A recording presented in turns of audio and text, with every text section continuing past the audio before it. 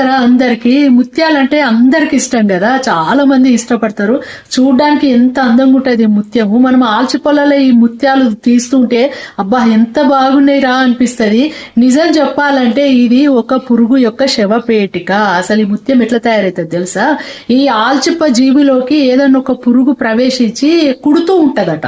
ఆ పురుగును కుడుతూ ఉంటే ఆ బాధ భరించలేక ఆల్చిప్ప జీవి ఒక నైకర్ అనే పదార్థాన్ని కుడుతున్న ఆ పురుగు మీద మొత్తము స్ప్రెడ్ చేస్తుందట. ఒక లేయర్ లెక్క ఆ పురుగు చనిపోయేదాకా దాని మీద ఒక లేయర్ లెక్క వేస్తూనే ఉంటదట నైకర్ అనే పదార్థాన్ని. లాస్ట్ గా పురుగు చనిపోయినాక ఈ ఉంటది కదా ఈ నైకర్ అనేది ఇలా మొత్తం గట్టిపడి ఇట్లా ముత్యం లెక్క తయారైతుంది. లోపల ఆ జీవి చనిపోతుంది, పైన ఇది శవపేటిక లెక్క తయారైతుంది. నిజం చెప్పాలంటే ఇది ఒక శవపేటికనే మనం మెడలు వేసుకునేది. నిజం రా, ఇది కావాలంటే మీరు తెలుసుకోండి. నైకర్ అనే పదార్థం ఇది.